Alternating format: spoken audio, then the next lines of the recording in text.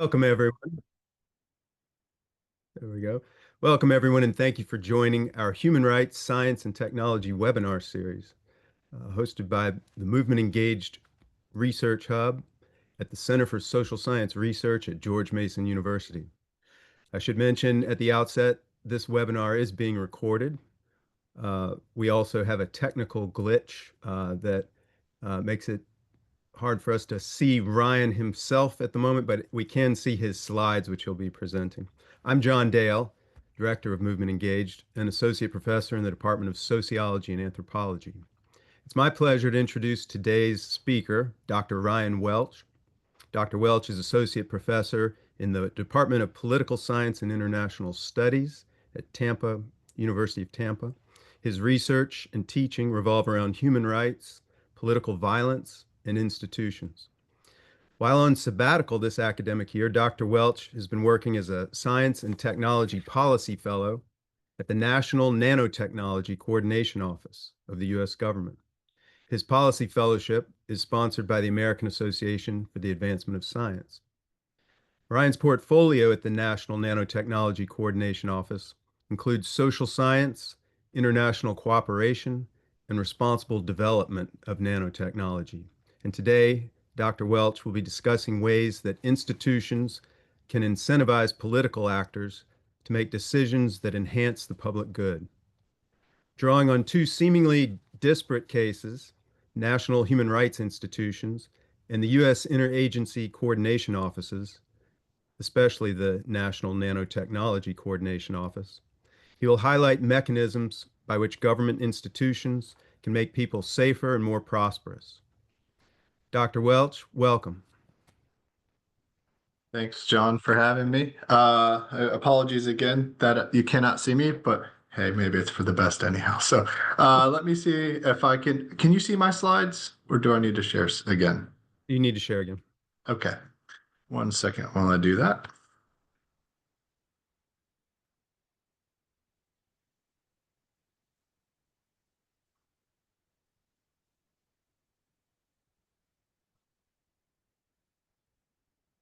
Okay, I think we're there. Does that look right? That's it. There you go. Okay, perfect. Well, thanks for bearing with us through the technical glitches. Good morning. As John said, I'm Ryan Welch. At the very beginning of this, I should say, just thank you to Professor Dale and the Center for Social Science Research and the Movement Engaged Research Hub for having me here to give my talk today. That is titled Building for Progress: How Institutions Shape Human Rights and Technology. So I'm going to be drawing on my research and experiences to highlight the ways that government institutions can lead to policy outcomes that serve the public good across potentially two seemingly disparate domains, rights and technology. By the end, I hope you'll have learned about national human rights institutions, about the National Nanotechnology Coordination Office, and ideally, you'll learn other tidbits along the way, like what the heck is nanotechnology anyways? I surely didn't know before I started working here, and other things along the way. So let's just jump in. Oh, actually, before we jump in, this is something I've learned by working in the government. I should also tell you this disclaimer. So the content of this presentation represents my own views and opinions and should not be considered an official policy of my employer or the federal government, and any mentions of trade names or manufacturers does not constitute endorsement. Okay, with that then, we can go ahead and jump in. Okay, very good. All right, so I like to give a little roadmap so we know what to expect along the way. So here's how today's talk looks. Since we're going to be talking about institutions and the way that they affect policy outcomes, I'd like to spend a little bit of time talking about what institutions are, why they're important, and then we can jump into the way institutions might affect human rights policy and the way that institutions might affect technological policy, using a lot of the same mechanisms, even though those are sort of different types of outcomes. And then at the end, we'll take a step back, weave it all back together, say why it's important, and then open it up for question and answer at that point. Okay. So I like to start talks and actually research papers and lectures, anything that we do with a motivating question to kind of our North Star to think through why we're having this talk today. And so for me, I'd like for us to think through why and how are institutions important for enhancing the public good. So perhaps you're thinking it's something like when we think about policy and politics, a lot of times we think about the people involved, and certainly they're important. And some people think, well, why do we need institutions? Why don't we just rely on the goodwill of policymakers or their, for them to do the right thing or something like that? And before any of you may cynically laugh at even that, which I don't think you should, because I'm telling you, I've been working in the government for a while. There's a lot of good folks who want to do good things in governments. But even if there are bad actors, and sometimes institutions will help us rein them in. And even with good actors who want to do good things, oftentimes they have all sorts of restraints in their way.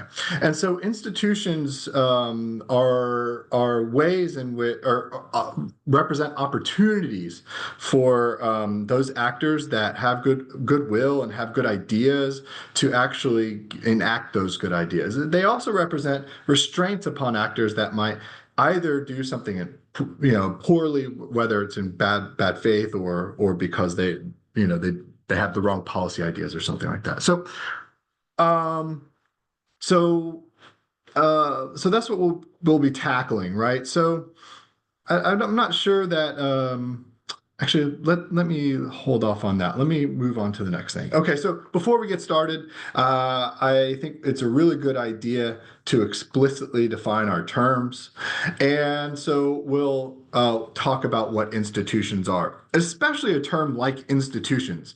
It's a word we hear a lot. It puts a lot of us to sleep, I think. I've gotten to the point in my life where it really excites me, but that's academia for you, so you can take that or not. But so we want to define this so that we're all on the same page. It's a word we hear a lot. It might evoke different concepts to each of us. We want to avoid that sort of world that Supreme Court Justice Potter Stewart put us in when he said, "I know it when I see it," when he was describing pornography in a really famous case, right? So we don't want to be in that world where we all think we know what we're talking about. We want to kind of be on the same page before we jump in and think about why and how institutions are actually important. So what I've done here is I put on the slide three relatively famous definitions of institutions. We'll take a look at those and then we'll try to distill our own definition that can guide us throughout. So here's some attempts by some really smart folks to define the term. So the Nobel laureate economist Douglas North called institutions humanly devised constraints that shape interaction. Jack Knight, a political scientist, defined them as a set of rules that structure social interactions in a particular way. And another political scientist, Robert Keohane, called them persistent and connected sets of rules, formal or informal, that prescribe behavioral roles, constrain activity, and shape expectations. Now, let's see if we can take those and distill from them a definition that'll help us throughout the rest of the talk. So common factors from those definitions leave us with three important aspects. Institutions are a set of rules that define agents' roles, allow or disallow specific actions, so what actions are available to those agents, thus determining whether their interactions are acceptable. And so a really sort of simple way to think about institutions are they're the rules of the game. They're the context by which agents are interacting. And the institutions tell them who can do what, when and where, and that guides their interactions. So this works for political institutions. As you know, as you saw, there's an economist talking about institutions earlier, but it's all sorts of institutions. If it's just the rules of the game, permit me to talk a little bit about the national championship University of Florida basketball team, because I can't stop thinking about them. Well, because I'm an alum, and I'm sorry about that. But the reason I'm doing this is because basketball itself can be subject to thinking about institutions as a set of rules. We might think of, for example, the college basketball landscape, an institution like the NCAA, who then has a set of rules who define who the agents are, right? Who can be a player, who can be a coach, who can be a ref, define what actions are allowed, what aren't allowed. For example, if I get that ball through the hoop, how many points is it worth, right? And make sure that someone doesn't just show up with LeBron James on their team and say, hey, now he can play, right? So we have all of these rules that we take for granted. We'll call those sets of rules an institution. And what does that allow these two actors to do? Well, each of these actors has preferences. There's two teams, right? One team wants to win, the other team wants to win. Now they have the rules by which they can achieve their goals. And ultimately, they actually, while they're competing, are actually also want to cooperate, because if they can't get through the game, they don't even get a chance to win. So if you spend all of your time saying, well, that shot was harder than this shot, so that should be worth 3 or 4 or 5 points, and I can do this, and you can do it. You can see how we would never end the game, right? So institutions actually allow agents to come to outcomes in a more efficient, effective manner. And once they become routinized, actually become sort of like background noise we just take for granted, right? So they're in some ways, these rules of the game provide us efficiencies to allow us to come to some outcomes. So thanks for humoring me. I've been thinking about this so much. It's almost been 2 weeks, but even when I'm putting together a talk about institutions, I'm like, oh, I could probably talk about the Florida basketball team. So here we are. All right, so let's move on to things that are probably more interesting to you. And these are some political institutions to talk about rights and technology. So again, what are institutions doing? They're defining our actors. They're telling us what actions are available to those actors, and they say when they can take certain actions. They also, interestingly for us, give information to actors. So what information do actors have? And that's actually a really important part of this. So one way we can think of this then is actors work within institutions to achieve their preferences, like those two basketball teams. But maybe we'll think about different political actors having their own preferences, and then they're going to be interacting within the context of a set of rules that leave them openings. Those are opportunities that cut some things off. Those are constraints. And so the institutions are the context by which actors interact with each other while they're trying to achieve their preferences. And that's really, really basic and theoretical and general, but then we can apply that to any set of political institutions that we might want to in order for the policies that we find interesting. So here are a number of problems that institutions solve. These are problems that come up either whether it's a basketball game or it's human rights, and so we can keep these in the back of our minds. Now, there's a long list, so there's no quiz at the end. You don't need to memorize them, and they're not independent, right? So encouraging collaboration builds trust, for example. So some of these things feed into each other. But it's really important to remember that institutions solve a lot of problems that are running in the background when political actors are interacting with each other. So they can encourage collaboration. They can build trust among actors. They decrease uncertainty. They can resolve disputes. They lower transaction costs. They increase information. They increase credibility. And some, not all, but some institutions are actually able to enforce the rules that are laid out for the interactions. So we've already talked about how for basketball, knowing the right number of points or knowing who can play and all of that stuff actually gets us to the end of the game. But we can think through then human rights and technology, which is what we'll go to here in a bit. Okay, so we know what institutions are. We know the way they affect behavior. So let's turn to some examples from the human rights and the tech world and go from there. So let's start with human rights. I've been studying human rights for a while now, and so this is where we'll feel comfortable jumping in first.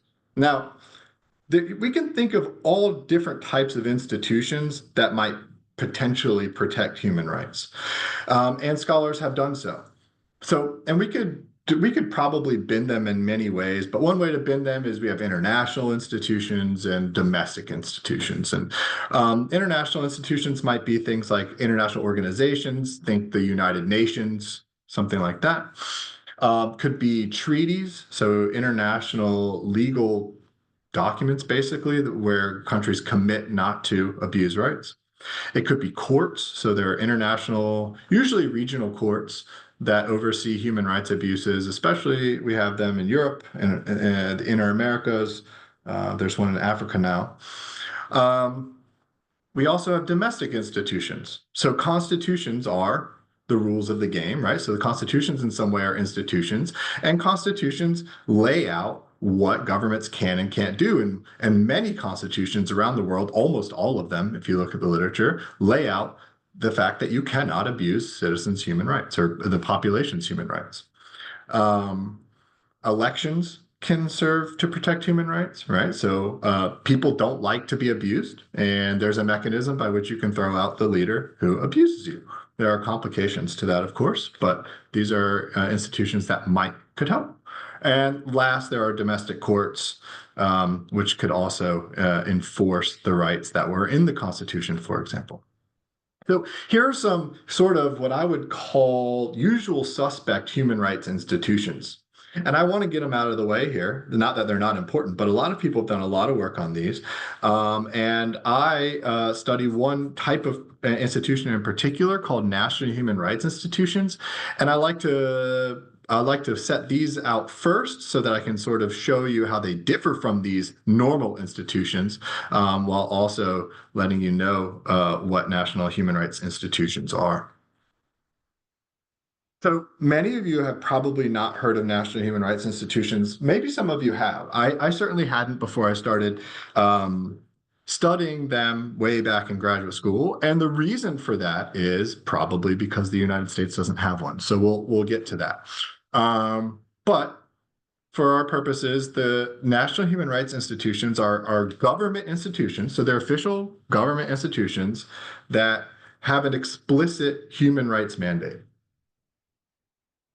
So they're domestic institutions like constitutions, courts, elections, but they're different than those in that they have this explicit human rights mandate. All they care about are human rights, right? So constitutions care about human rights, but they also care about how the legislature and the executive interact with each other, right? So these institutions are only about human rights. They are established by they have a legal mandate, usually in legislation and or the Constitution.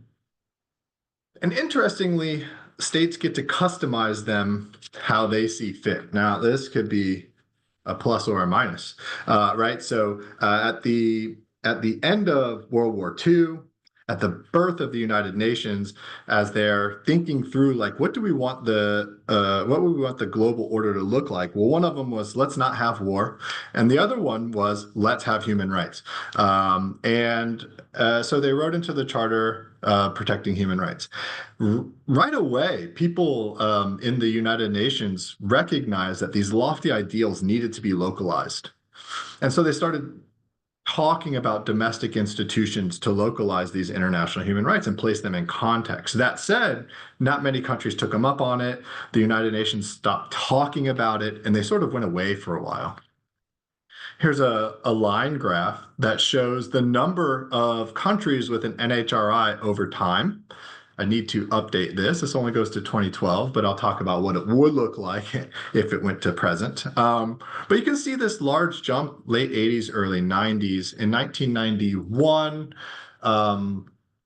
a subcommittee at the UN drafts something called the Paris Principles, which basically defines NHRIs and calls for them again. So it says, we're instead of in the mid to late 40s, the UN was saying, shouldn't there be some domestic mechanism that we can sort of use to localize international human rights?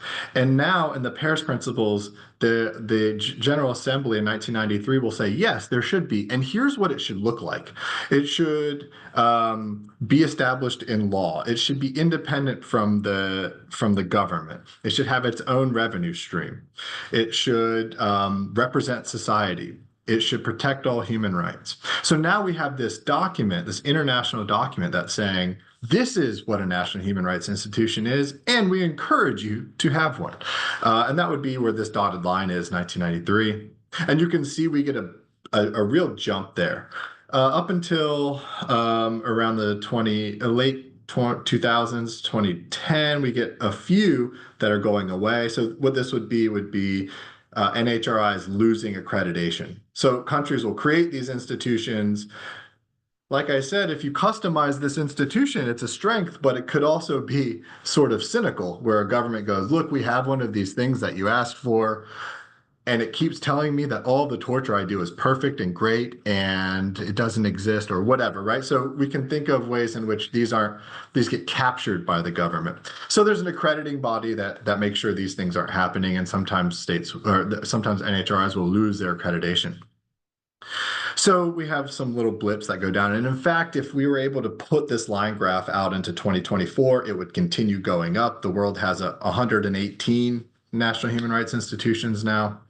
And we'd have a little blip down in 2022 when Russia lost its accreditation, or when Russia's NHRI, rather, lost its accreditation in the wake of invading Ukraine.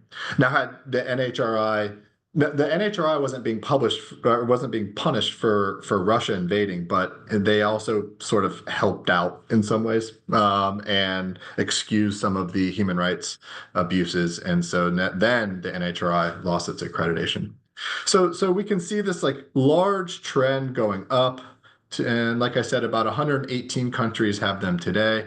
That's out of 192 or so countries in the world. So we can say the majority of countries have national human rights institutions. Okay, here's 2024. Here's maybe a different way to look at it. So the countries in this dark gray color have an NHRI. The countries that don't are colored white. So you might be able to see some patterns there. Your brain might be able to notice some patterns.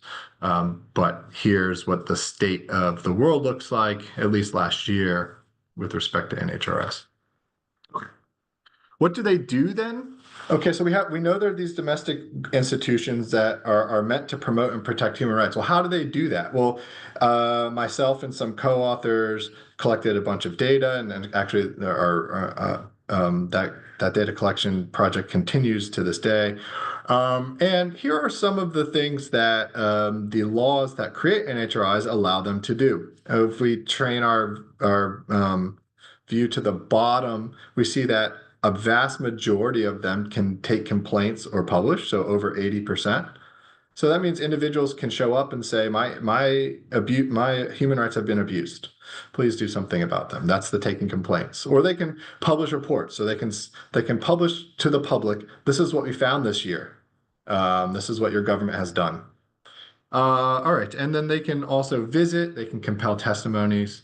And a small amount of them can actually legally punish violators. So about 20% or so of the NHRIs can say, yes, this individual in the government did abuse human rights.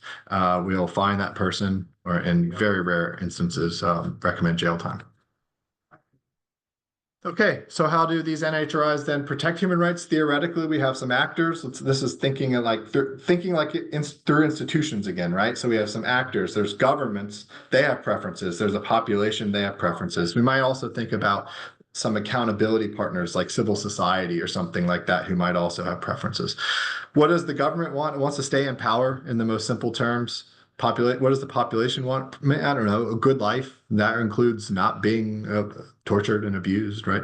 Accountability partners probably don't want human rights abuses either. Now, governments don't run around and saying, I just love to abuse human rights, but human rights abuses can be a tool in the toolkit of staying in power for some governments. And so they might sometimes want to be able to use that tool.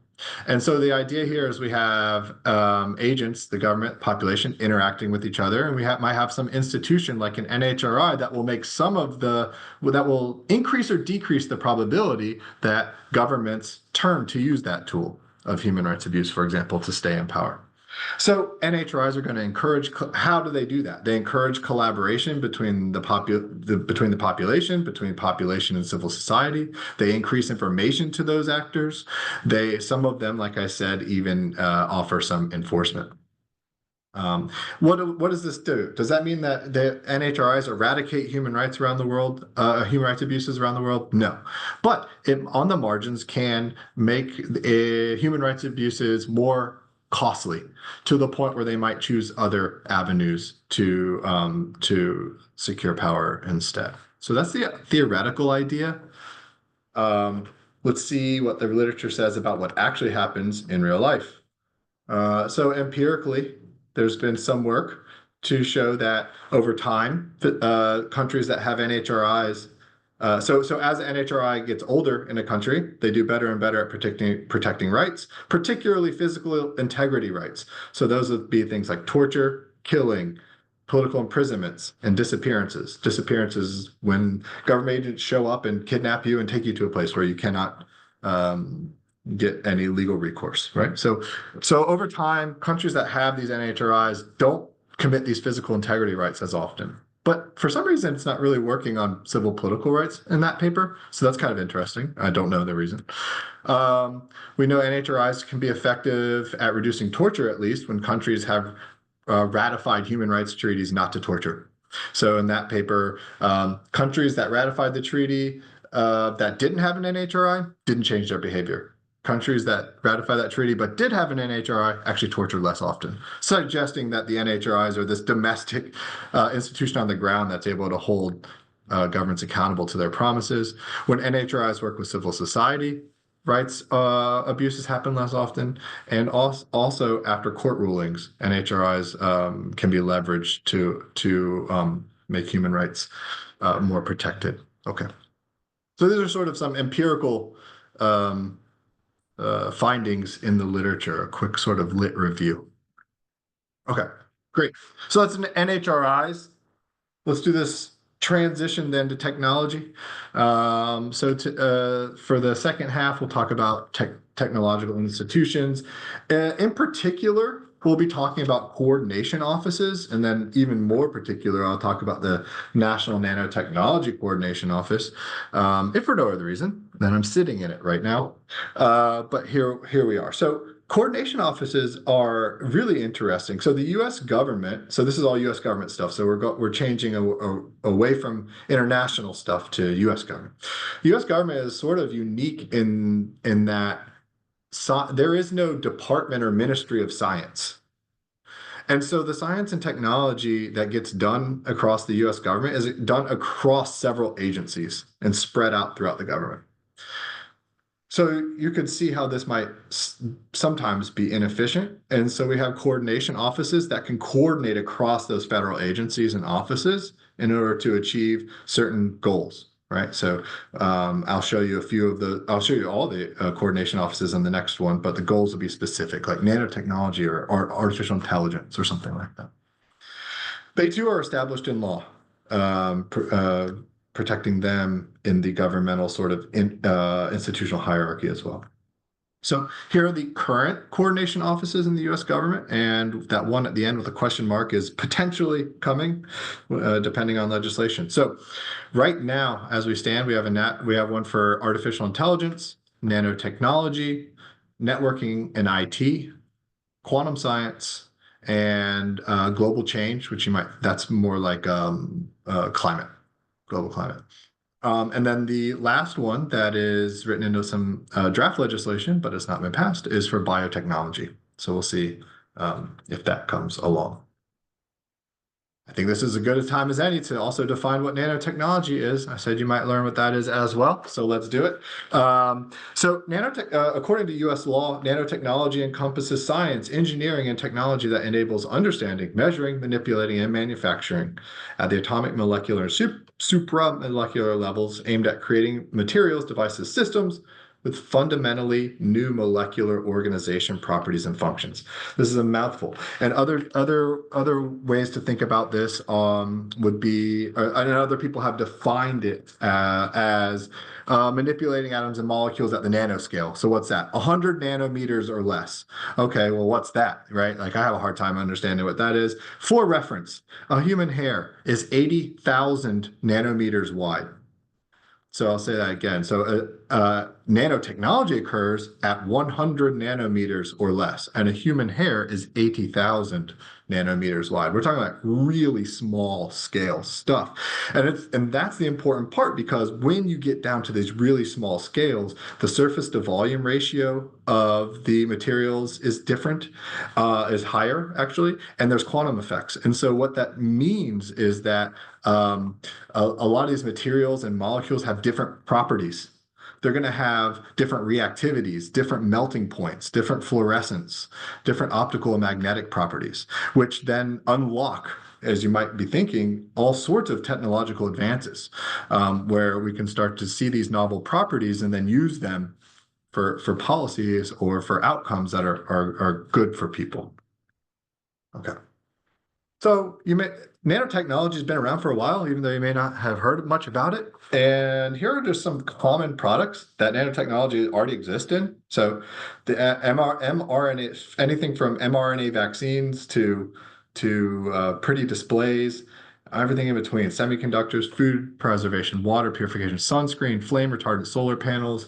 I didn't put this up there, but cosmetics, and all of the classified military stuff so I don't know what those are.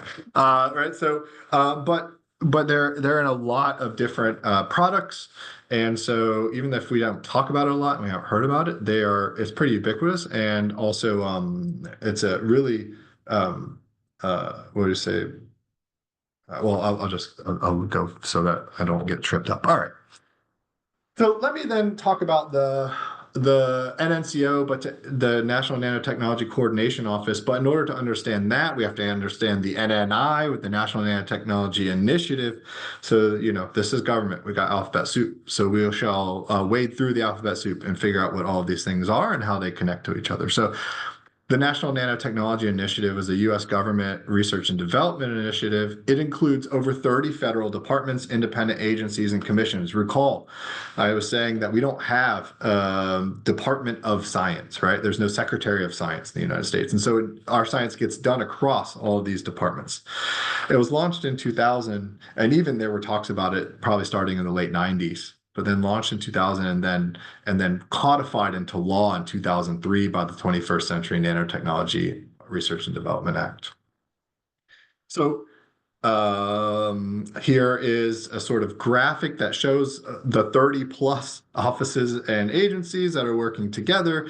They are part of the NNI, and then the OSTP comes from is under the Executive Office of the President. I'll show this in the next slide, actually. But then the NNCO, where I am sitting today right now, is placed in the middle, and its job is to coordinate the activities across all of these agencies so that the science that is done around nanotechnology is efficient, basically.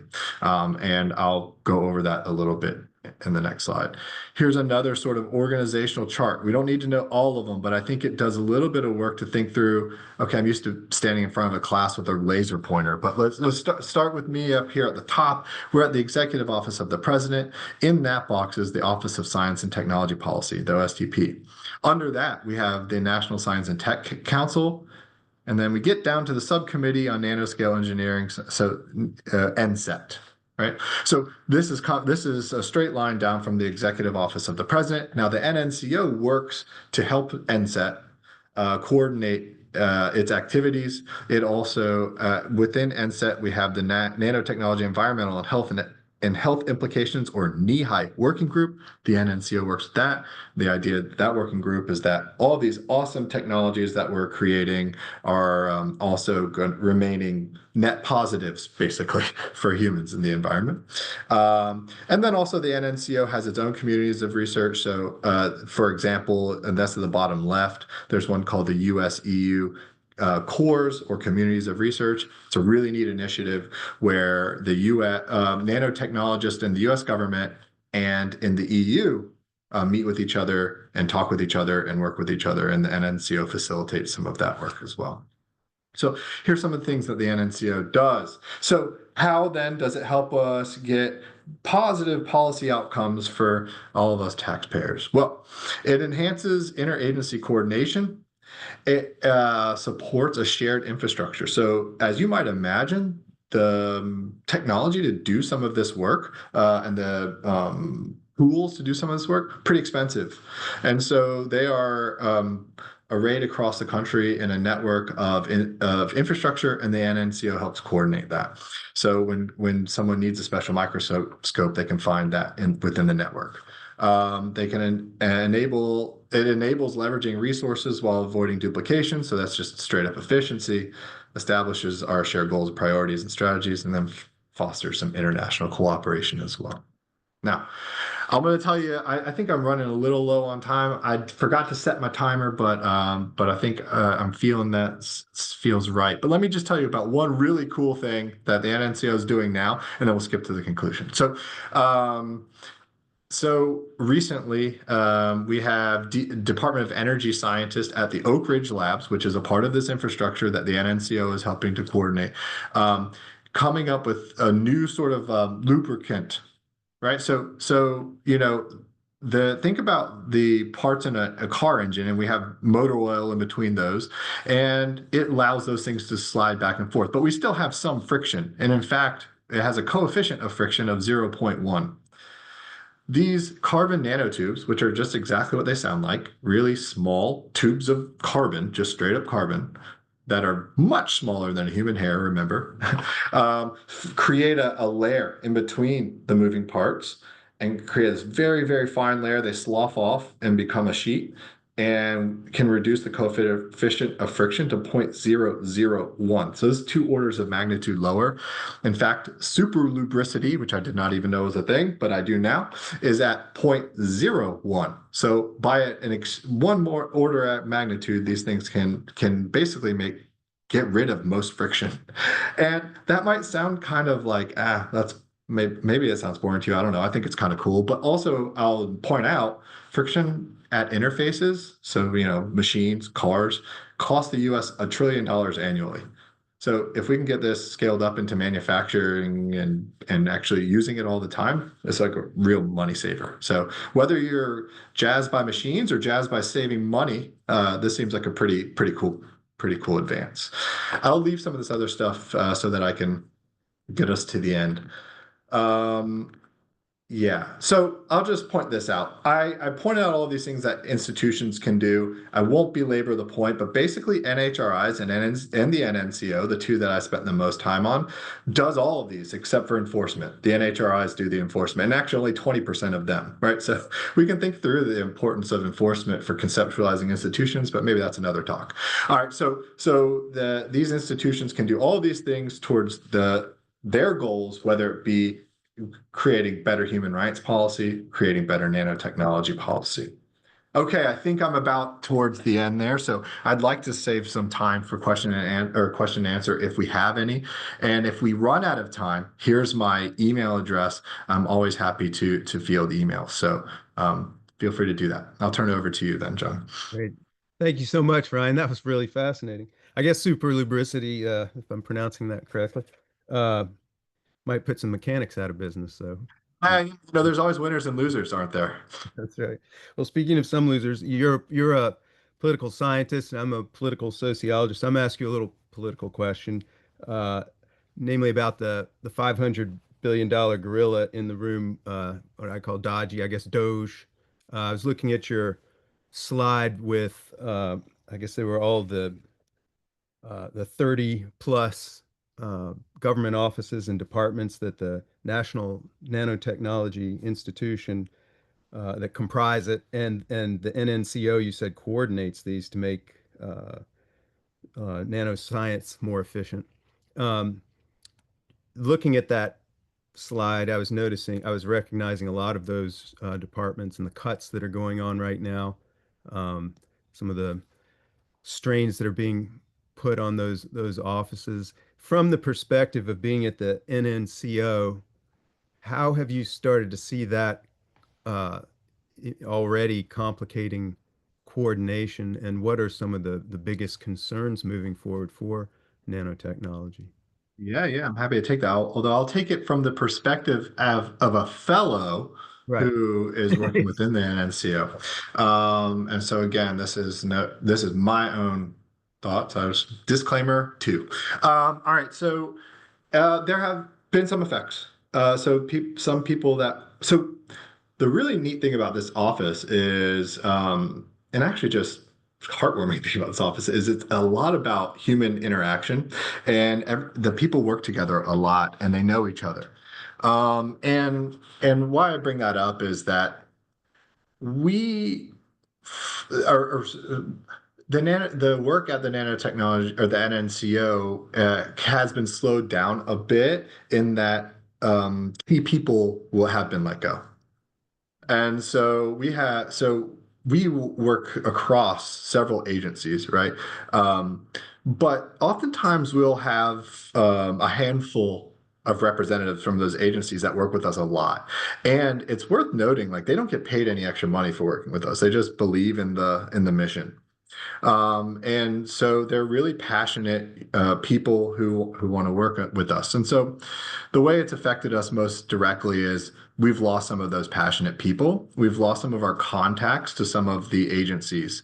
And so I guess there's a sort of um, surprising or not outcome in which it's kind of less efficient for us to sort of coordinate across if all of a sudden our main contact at department A is no longer there, right? And so I think that's been the most direct way that we've seen how some of those cuts have affected some of our work. But it's a moving target. Things are still happening, so stay tuned. Okay. All right. Thank you. Um, how do you see human rights now, and which human rights principles in particular do you see becoming integrated into nanotechnology? Okay, perfect. Yeah, so we can go back to one of these slides then. Hopefully you can see it. One of the slides I didn't have time to present on, but I think it's really interesting. And in another world, you could do a whole talk on this, is the sort of surprising intersections of technology and human rights, first at the NHRIs and then at the NNCO. I mean, so your question is about the second set of bullet points, right? So I came into the NNCO a human rights scholar, and and I thought that there were opportunities to do work here that enhances human rights. Now, they don't speak in those terms here, frankly, very often. I mean, that's just how, I mean, even the US, we oftentimes reserve human rights for stuff that happens at other places in the world, and then civil rights is here, and all. So it's just a matter of nomenclature. But here, let me show you some things that help me, that motivate me and or make me excited about what this office is doing, right? Like we do have a right, according to the Universal Declaration of Human Rights, human beings have the right to participate in and benefit from science. Right off the bat, we're already in that world, right? So when the NNCO helps facilitate researchers who are figuring out ways to clean drinking water more effectively, right? That is literally people getting the benefit of science once that gets rolled out. Not only the research, but also then like scaling up to manufacturing because the NNCO is helpful at some of that as well. And certain health outcomes. So there's all sorts of like, there's a bio, what we're calling the BioX challenge here, where we're trying to think through how can we coordinate nanotechnology across the U.S. government to think about biological sort of um, challenges. And so we might think about biological sensors, we might think about things like that, in which now we're talking about health outcomes, which ultimately come down to like the right to life, which is, ultimately, really important, I think, for rights and otherwise. And so A lot of this also helps create jobs. So we have the right to employment, which is a universal right as well. So even though we don't talk about it a lot in these terms, a lot of the really good work that the U.S. government is doing through the NNCO and the NNI are contributing to these really positive human rights outcomes. Yeah, excellent. Thank you. And how in your own experience now, this past year working at NNCO, do you hear people talking about human rights? I mean, I mean, you have an ear for it, as you said. They may not use that nomenclature, but do you hear this coming up as a concern for human rights, or is this something that just I guess, a lens through which you're making sense of the other things they're talking about and doing? You know, more so probably, frankly, before the transition. There's been, yeah, how to say? I mean, we are a part of the U.S. government, and so we have to tailor our mission to the administration's mission. And the administration has doesn't seem human rights doesn't seem to be like top of mind for the current administration, and so those aren't things that are highlighted now. And again, I mean, even last administration, I don't think we would have said things in human rights, but we might have said it in different terms. And then and then there was more excitement for those things. And so, like any other agency or office in the government, we have to sort of figure out what the mission is. And I would say that I've been hearing less of it recently, but I suspect that's probably what it is. But it's more, I think, a lens by which I've been able to see it and understand it. All right, thank you. Yeah, We thanks have for a the question. question. We have a question from Hansel in the audience. Uh, while the U.S. doesn't have a national office, uh, to what extent could the local human rights offices at the municipal or county level in the U.S. address some of these concerns?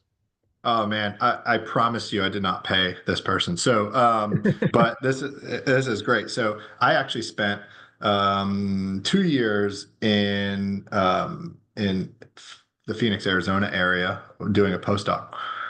And while I was there, I became a member of the Maricopa County Human Rights Commission, Oh, which wow. is it's basically an like this person's saying, like an NHRI at the local level. Now, it was highly under-resourced, and it was just volunteers meeting once every month and then going out and doing field visits. And it was the result of a court order because there was a finding that a person with severe mental illness had been abused in the prisons. So one of the pieces of that, like one of the, I guess, outcomes of that was they would create this Maricopa Human Rights Commission, and their whole entire charge was to make sure that people with severe mental illness, their rights were being protected, which is a population that's oftentimes might need that help, right? So I mean, it was really helpful, and I think we did good work. We would have done a lot more work if we had more money. And and how did we do that work? Well, we did what institutions do. We monitored. We increased information in the system. We released reports. And so, for example, we would go to group homes where there might be people with severe mental illnesses, and we would go and we would talk to the people working there and make sure that people are getting their medicine at the right time, that people had decent living conditions. We would also interview not just the people who work there, but the people who live there to make sure that they also believed that they were getting their medicine at the right time, that they were living in living conditions that were proper. We did other initiatives as well, try to get people off the streets. We also did a couple initiatives where we had a lawyer, which always helps, and the commission, and she was able to get into the prison sometimes and talk with inmates who have severe mental illnesses to make sure their rights were being um, upheld. So I think there's some room for that. If you go and do some Googling, you won't find a ton of them. I mean, they're not. It's not negligible. I mean, they're around. Um, but it would be nice. the United States is unique in so many ways. It's so large. It's federal. It's federal. The U.S. has had a couple stalled attempts at getting a national human rights institution, which I'm happy to talk about, but that's not the question. So we'll get there if we need to. So there might, to the question, to the person who asked the question, there might be another world where if you can stand these up in local levels, and then they can create institutionalized networks where they're sharing best practices and information, then you can effectively create a sort of like net or web of human rights coverage that I think is a really innovative idea. It might even get more people in the U.S. on board because it would be so unique, I think. So that's a really interesting question, and thanks for asking it. So to clarify that too, because I find that fascinating as well, and we appreciate your question, Hansel. Uh, you're thinking in terms of networks, not just across localities within the United States, but also possibly with other nanotech uh, NHRIs or NHRIs in other countries, or even other uh, comparable coordinating offices around nanotechnology in other countries. Well, Do you imagine? yeah, when I said that, I certainly meant my original intent was with respect to NHRIs, local human rights institutions and offices, creating a domestic network across the United States where there would be nothing stopping international collaboration. So in Europe, they have this. It's called the ENRI, the ENNHRI, the European Network of NHRIs, where they all get together and speak. There's also an international organization of ombudsmen, which some ombudsmen are NHRIs. And so there's an international network there. And so, yeah, I think there's room for that kind of networking as well. But right now it's at the regional level. Well, there actually, and then there's something called the Global Alliance for National Human Rights Institutions, or the GONRI, and that's sort of the global network of all NHRIs, and they're actually the ones who are in charge of this accreditation I was talking about before. So those networks do exist as well internationally, and but in order to sort of tap into those networks, like the GONRI, like for in the US's example, they would need to have a national human rights institution. So not a web of locals unless something changed. Yeah. All right. Uh, we have about 5 minutes left, so if any of you all have more questions, you can put it in the Q&A, not the chat, but in the Q&A. And in the meantime, I have one more question for you. Yeah, please. So, as you were listing these different coordinating offices around different technologies, I can't remember which slide it was, but you had the had AI on there as well as nanotechnology and biotechnology maybe in the future. Um, I imagine there are some projects where these types of technologies come together. Hmm.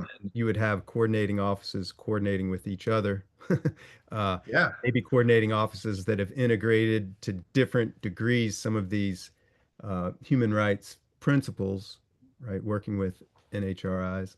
Um, do you can you think of any examples you've seen where human rights discussions come up between the coordinating offices? I No, I cannot think of an example. Now, recall that I've only been here for a short time. So, but in my experience, and also my positionality, so I'm not in the room probably when a lot, if and when these speak to each other. Now, for example, we share space with the networking and IT, the NIDARD coordination office. We share like physical space with them, and I do know that their leadership gets together and speaks. But I'm not privy to those conversations, so I'm not sure. Okay, all right. Yeah. Um, and when you return to Tampa at the end of your fellowship, uh, how do you think this experience will impact your scholarship moving forward? Certainly, I guess you're interested in nanotechnology moving forward. Mhm. So it's a really good question that I think about a lot, right? As I reflect on my on what's going on here and my decision to come here for a year. So there's at least two ways I can think about this, and one of them is more obvious than the other, I think. So one of them is that I've already been one of my former co-authors has invited me to write a chapter in a human rights edited volume book about emerging technology and human rights. And so you can imagine those intersections. I mean, we started to touch on them here, right? And so I think I have some experiences now to think through where those intersections are, and they're in surprising places, at least surprising at first. And then now that I've been here, they're less surprising when we're talking about like drinking water and these types of things. That said, so one would be emerging technology, maybe specifically nanotechnology and human rights.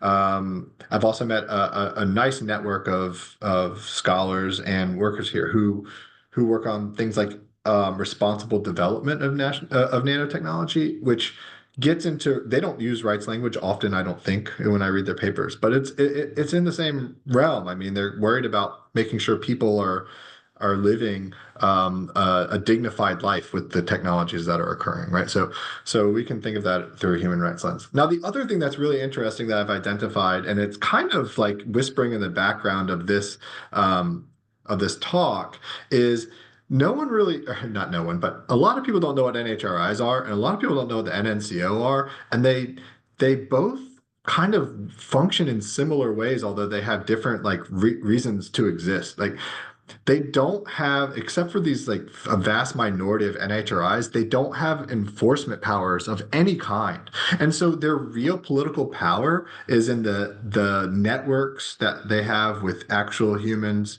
with other people, and building those networks. It's almost like what some people in the office would call soft power, right? Not in the way we talk about in IR, but in international relations, but rather just like you're these soft skills. We're getting things done because you know the right people and you share some goals or you share some skills are complementary or something. Like they actually do some very similar things in that way, right? Where they're not telling people what to do, they're sort of like creating space and opportunities for people to do the right thing, whether that's creating carbon nanotubes that are way better than motor oil, or maybe keeping governments from doing things that we would consider, harmful, like throwing people in prison. So I don't think those connections are immediately obvious, but like now I'm starting to see them when I take a step back and just think about this as like institutions and what they're doing. Mm. This is so fascinating. I really appreciate you speaking with us today, Ryan. It's Uh, been a pleasure. Yeah. we wish you the best as you wrap up your fellowship, and we'll definitely stay in touch. Yeah. I Thanks again for the invite. Yeah, and I'm sorry that we couldn't see your face today. We'll have to work out the. I could have just worn the- sweats, I guess, but I got dressed up for nothing. I do want to ask the audience to fill out the feedback form that Jeba has shared I guess that's in the chat. There's a link there. We would appreciate that. And I think that concludes our webinar. Thank you all for joining us today. Thanks a bunch. Thank you. Bye-bye. See ya.